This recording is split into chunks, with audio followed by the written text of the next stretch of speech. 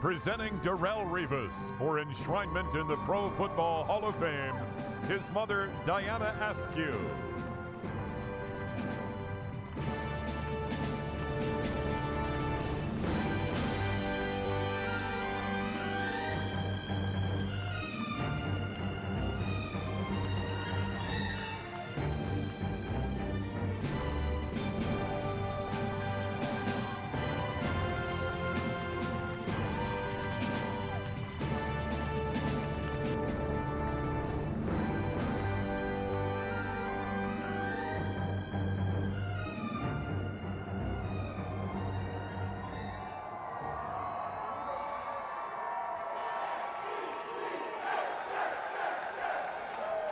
Oh, man.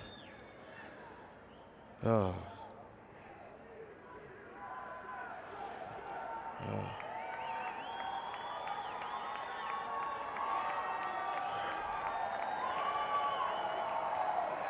I just want to start off by saying, basketball was my first love. I was nice now. So it's kind of surreal that I'm here today being inducted into the Pro Football Hall of Fame. People back at home from Aliquippa know I'm a hooper at heart. Life is shaped by the choices we make, even if one thing we cannot choose shapes us most: where we come from. No one has control over when they're born, what family they're born into, or where they start. But these things have profound impact on every decision we make and who we become. The conditions had to be just right for me to end up here. Every moment, every opportunity, perfectly aligned. I'm from Aliquippa, Pennsylvania.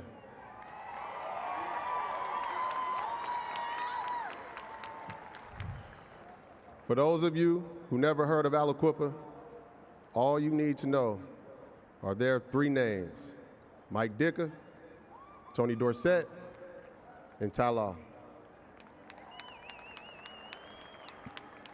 My hometown produces legends. Now that you know where I come from, I need to tell you a little bit about who I come from. My Uncle Mark played Division I basketball at Duquesne. I was a ball boy for his team, and I thought to myself that I'll make it to the NBA before he do. I must have been about 7 or 8 years old at the time, and he used to bring me on campus with him. One day we were driving through a neighborhood, a nice neighborhood, and we stopped at the end of a long driveway. I could see a huge house at the end. My uncle asked me, "Would you like to live in a house like that someday?" I said yes. Looking back on that moment now, I realized that was the first time I learned about manifestation and visualization. As kids, we've all imagined ourselves making the clutch play that will our team to victory, but this was different. I was becoming aware of the connection between seeing myself in that house and the intention behind my actions. I've learned early on that if I wanted to be in a house like that, I had to set some goals. Ultimately, goal setting became the core of my preparation and work ethic. If I got my hoop game from my uncle, then you know I got the love of my football game from my Uncle Sean.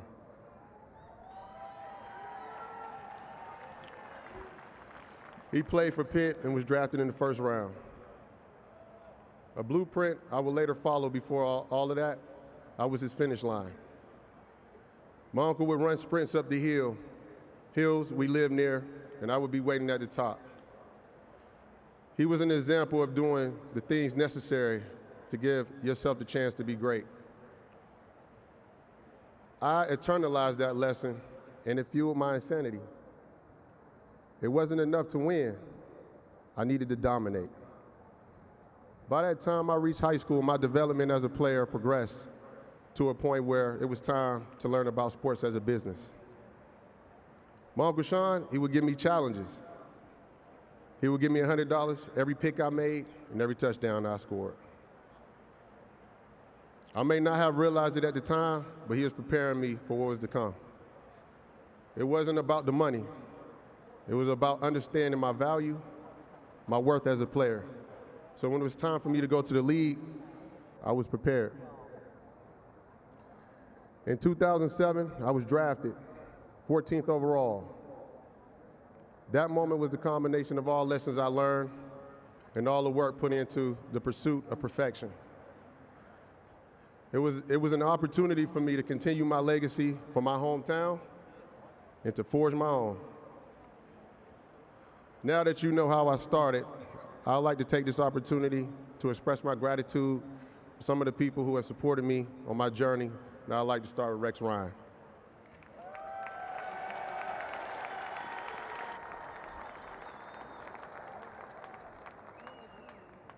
Ahead of the new 2009 season, Rex Ryan called me the best corner in football, and I haven't even met him yet. Needless to say, the expectations were high. After our first meeting, I was convinced I'd play my heart out for him. He was crafting a winning culture and told me that he was confident that I was a guy to set the tone for the rest of the team.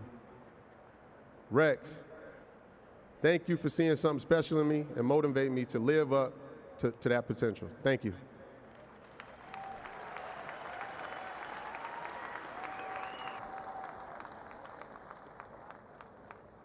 When Rex joined the team, he brought over a secondary coach who I became very close with.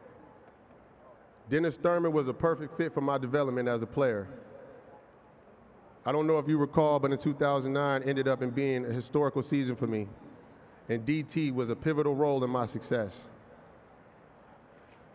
To help me stay focused, he'd often tell me, get used to fighting boredom, but when the ball is thrown your way, be ready. He will come at you, they will come at you when you at least expect it. His words stuck with me to a point to where if I let up a single catch, I felt like it was a letdown to my teammates. Thank you, DT, for all your valuable advice and helping me achieve greatness.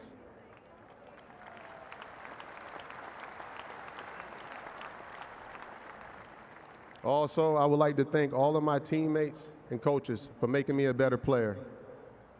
I came to work every day with the desire to elevate my game, and you helped me achieve that. It's been an honor to suit up with you every day. I love you guys.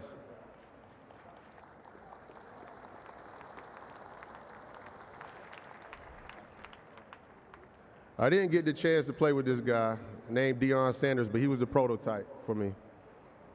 What Jordan is to Kobe is prime to Revis Island. You came first, and I wanted to play just like you. You were the roadmap to greatness. Thank you for paving the way.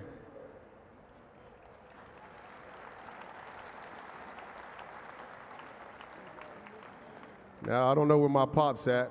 I think I see him there. Thank you, Pops, for teaching me to be disciplined and telling me if I put in the hard work, it'll all pay off.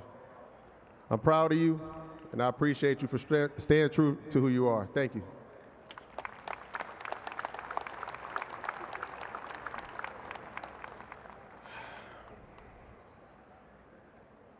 To my first coach, my mother, Diana.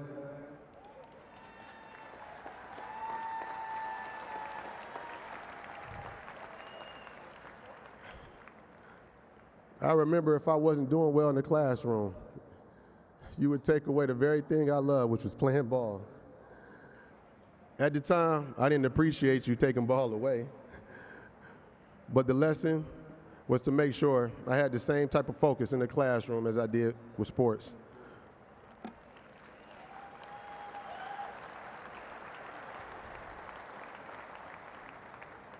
Thank you for always knowing what path I needed to take to make it here to the Pro Football Hall of Fame.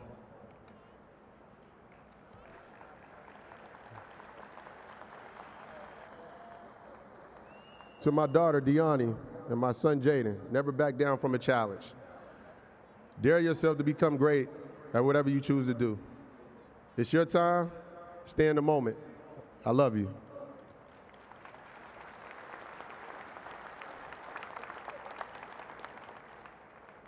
Thank you to the Pro Football Hall of Fame Committee and my dear friend, Gary Myers, for voting me into football heaven. It's been an honor to be here and stand amongst the greats. I also would like to thank the Jets organization for trading up 2007 and giving me the opportunity to play in New York City for the best fans in the world.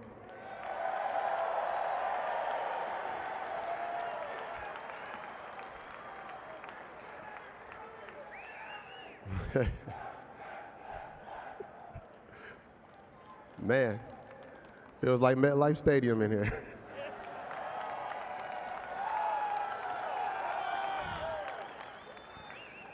The pressure was intense, but so was the love.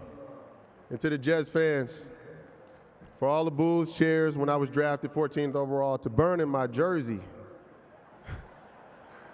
when I signed with the Patriots, to now being here in Canton. There they go, see? I guess it's safe to say we've been through a lot together.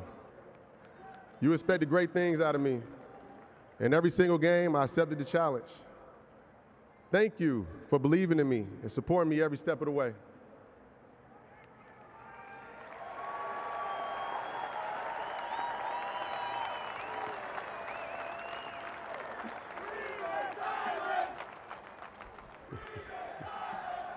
You will always have a place to stay on Revis Island. I'll leave you with one last story. I used to train in Phoenix, Arizona, and on Sundays we would climb Camelback Mountain. And most of you don't know, Camelback Mountain is very dangerous. People die all the time and pass away. And you know, I think that was when my insanity kicked in for me to go beyond my limits and do something different for myself as a player at the time.